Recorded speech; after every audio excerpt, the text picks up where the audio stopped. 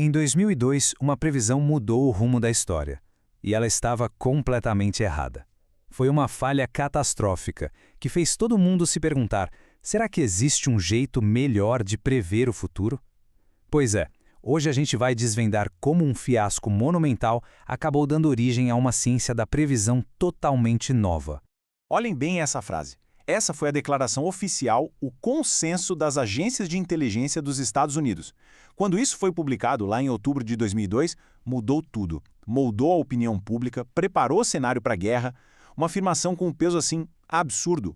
Só que, como a história nos mostrou, a conclusão estava completamente, desastrosamente errada. A gente para pensar com tantos recursos, treinamento e informação, como é que uma previsão pode falhar de um jeito tão espetacular? Como isso pôde acontecer? Então, nesta análise, a gente vai seguir essa jornada. Começando pelo fiasco, passando pela busca por um método melhor, vamos conhecer um herói bem improvável e usar a estatística para separar o que é sorte do que é habilidade, até chegar na prova final da super previsão. Ok, vamos começar. Para entender a revolução que veio depois, primeiro a gente precisa ter uma noção do tamanho do desastre. E olha, não foi uma falha pequena, não. Para colocar as coisas em perspectiva, a comunidade de inteligência dos Estados Unidos tinha um orçamento anual de mais de 50 bilhões de dólares e empregava umas 100 mil pessoas. Então não estamos falando de um errinho de cálculo, né? Foi uma falha de uma máquina gigantesca, multibilionária. O resultado foi um dos piores fiascos da história da inteligência. Depois da invasão, as buscas não acharam absolutamente nada. A sigla ADM, Armas de Destruição em Massa, virou sinônimo de um erro colossal. A comunidade de inteligência saiu humilhada, com a credibilidade totalmente abalada. Uma humilhação desse tamanho força uma mudança, não tem jeito. Então, em vez de só fazer mais do mesmo, o governo decidiu tentar algo bem radical: testar os métodos de previsão de um jeito científico e competitivo. E essa linha do tempo mostra bem essa reação. A falha de 2003 levou direto à criação da IARPA em 2006, uma agência feita para bancar pesquisas de alto risco. E aí, em 2010, eles colocaram para rodar o grande experimento deles, um torneio massivo para descobrir quem é que realmente conseguia prever o futuro e como fazer isso. E não eram perguntinhas fáceis. Os participantes tinham que responder centenas de questões do mundo real, sobre geopolítica e economia. Perguntas bem difíceis com respostas claras e prazos definidos. O tipo de previsão que realmente importa. Certo, um torneio desses super complexo, quem a gente imagina que ia se destacar? Analistas experientes? Professores universitários?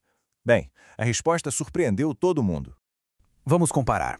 De um lado, o profissional de inteligência, que trabalha na máquina de 50 bilhões de dólares, com acesso à informação secreta, treinamento formal. Do outro, Doug Lort, um programador aposentado de Santa Bárbara. A principal fonte de pesquisa dele? O jornal. Ele era um voluntário, um amador completo. Esse número aí, 0,22, foi a pontuação do Doug Lort no primeiro ano. É o chamado índice de Brier. Pensa que é como uma pontuação de golfe. Quanto menor, melhor. 0 é a previsão perfeita. Meio ponto é um palpite aleatório. Então, 0,22 é um resultado incrivelmente preciso.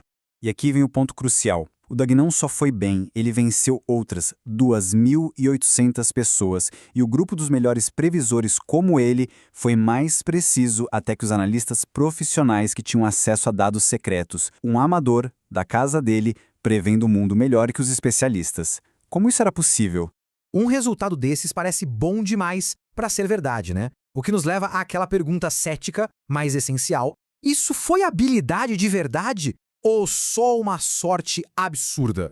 Pensa comigo, se a gente colocar 2.800 pessoas para jogar uma moeda 100 vezes, alguém, por pura sorte, vai ter uma sequência de acertos impressionante. Será que o Doug Lort foi só essa pessoa, o sortudo num jogo de azar em massa? Essa curva de distribuição normal mostra exatamente qual o problema. A grande maioria fica ali no meio, com desempenho mediano. Mas nas pontas da curva, nos extremos, sempre vai ter gente que parece gênio e gente que parece um desastre, simplesmente por acaso. O grande desafio era separar a sorte da habilidade.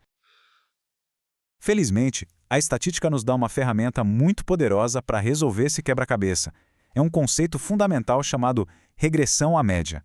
A ideia é simples, mas muito forte. A sorte não dura. Se alguém tem um desempenho extraordinariamente bom, é provável que um pouco de sorte tenha ajudado. Na próxima vez, essa sorte tende a ir embora e o desempenho da pessoa regride, ou seja, volta para mais perto da média real de habilidade dela. O exemplo clássico ajuda a entender isso. Como o gráfico mostra, pais que são extremamente altos tendem a ter filhos que também são altos, mas, na média, um pouco menos altos que eles. A altura deles regride em direção à média da população. É uma lei natural da estatística. Agora, vamos aplicar isso aos nossos previsores. Esse slide mostra o teste definitivo. Se o desempenho incrível no primeiro ano fosse pura sorte, no segundo ano, os melhores deveriam ter um desempenho mediano, regredindo completamente, certo? Agora, se fosse pura habilidade, eles continuariam lá no topo. O que será que aconteceu? E então, o que aconteceu quando os pesquisadores analisaram os dados dos anos seguintes? Os superprevisores se comportaram como sortudos ou como verdadeiros especialistas? A resposta foi surpreendente. Eles desafiaram a regressão. Ano após ano, os melhores do primeiro ano continuaram sendo os melhores. Na verdade, como grupo, eles até melhoraram. Isso não era sorte, era habilidade real e persistente. A analogia que a fonte usa é perfeita. Pensa na previsão como se fosse a visão. A maioria das pessoas tem uma visão mediana, mas os superprevisores têm o que equivale a uma visão superior, uma capacidade mensurável de ver o futuro com mais clareza. Eles são a prova de que superprevisão não é ficção, é um fato. Então, no fim das contas, o legado daquele fiasco no Iraque foi a descoberta de um grupo de amadores que podiam prever eventos mundiais com uma precisão notável. A ciência provou que a habilidade deles é real. Isso soluciona o mistério, mas abre a porta para um ainda maior. Como eles fazem isso? Por que eles são tão bons?